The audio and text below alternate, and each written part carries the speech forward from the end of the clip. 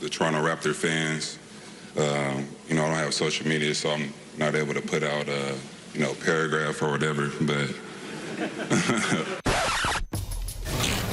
He's funny, man. He did a great interview with Chris Haynes on Yahoo Sports that posted overnight. Everyone should read about his process, about not leading the... He said, I wouldn't want, when you just lead the Lakers on, he said, man, I wouldn't want that bad karma to come back on me. But it's very retro superstar in that, how am I going to thank the fans? I guess I'm going to have to wait till my press conference because I got no other way to do it. Doesn't have any social media profile. So I liked it. I thought he conducted himself really, really well yesterday. Well, that's really him. It's not an act. He's not about a whole bunch of fanfare. And he is very excited, not only joining the Clippers, being in Southern California, but the team. He wasn't just excited about joining Toronto. He didn't even necessarily want to go to Toronto. And the first conversations didn't go like the ones yesterday. I can just personally tell you, even though he doesn't look like it, right. He's excited. Yeah. All right, time now for stories to start your morning. Ezekiel Elliott is seeking a new deal, despite rumors that he's going to hold out. Jason Garrett expects Zeke to be on the team plane to training camp to Oxnard, California today. Nick, you expect Zeke to be at camp?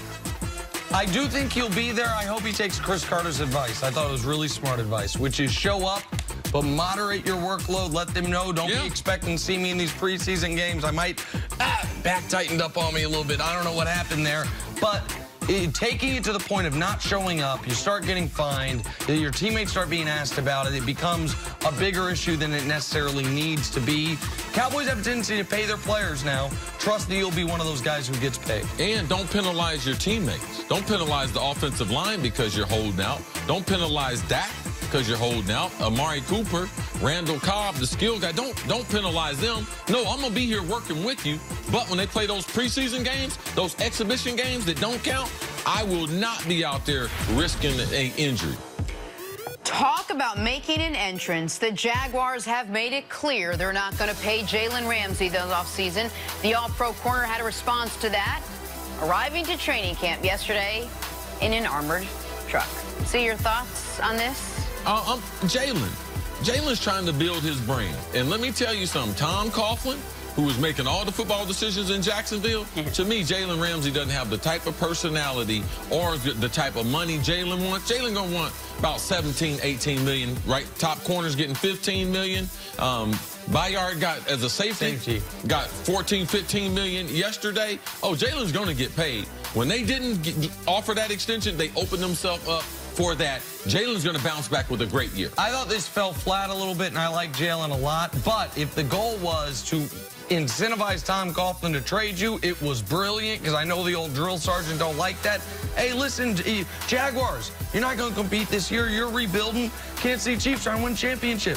Make a little trade, couple first-round picks. I don't know if you noticed, though, that 6'4" cornerback getting out of there looking like Mel Blanc of the Pittsburgh Steelers. That's a big, big corner. He's a dominant player just on a bad team. You could buy a lot of breadsticks with all that money. To the NBA now, the Lakers are certainly happy Anthony Davis demanded a trade, forced his way to L.A., but others around the league, not so much. Steve Kerr thinks AD forcing a deal to the Lakers is bad for the league, saying, quote, when you sign on that dotted line, you owe your effort and your play to that team, to that city, and to those fans. Nick, your thoughts? Listen, I agree. You owe your effort. You owe your dedication. You owe all that. I'm yet to see a player say, trade me and I'm not showing up if you don't. That doesn't happen. These guys have guaranteed money. Nick, who is this? Who? Oh, is that Steve Kerr? No, Draymond. Oh, Draymond. Oh, you're right. How about that? Kerr, mind your own garden a bit.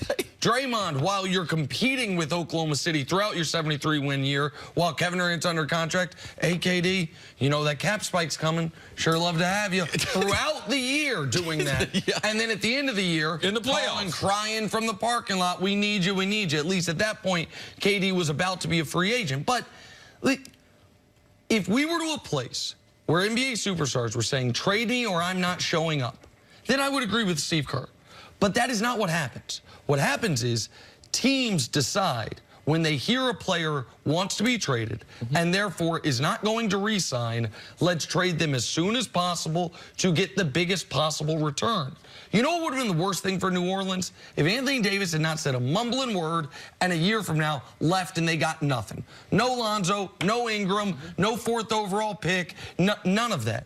So teams don't have to trade these guys. So I just disagree with Steve Kerr. It's also, a little bit of the pot calling the kettle black. Steve Kerr calling out the NBA for something he doesn't like, and yet he created a super team which threw off parity in the NBA for the last couple of years. Yeah, it was okay because the way he said it, though, because his contract was up, and then you're free, you can go anywhere. But the words he used was, this is not good for the NBA. Kevin Durant signing with the Warriors was not good for the NBA. So, Steve Kerr, just be careful as far as what you say, because what you have seen in this era of player movement and player power, Paul George, he forced his way out of 2 places.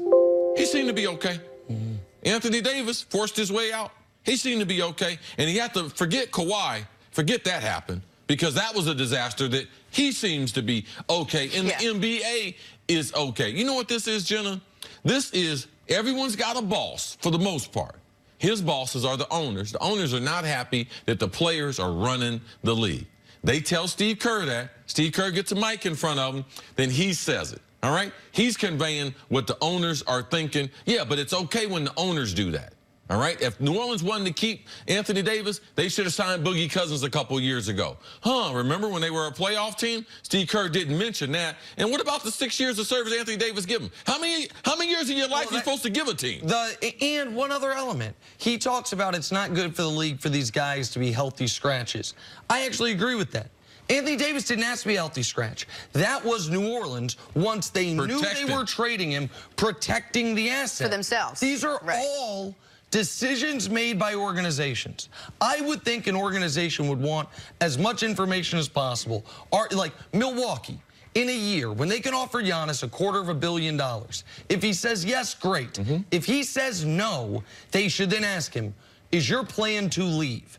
And if he says yes, then they at least have the information. That's business. Do we go for a title this year and try to convince him to stay, or do we flip him for a haul? Anthony Davis let them know, I'm not staying. But he never once said, and if you don't trade me, I'm going to sit out. You don't have holdouts in the NBA. Contracts are guaranteed. So I love Steve Kerr, but I just disagree with the sentiment of this. All right, let's take a break, talk some football on the other side. Can Cam Newton win another MVP this year? That's next on First Things First.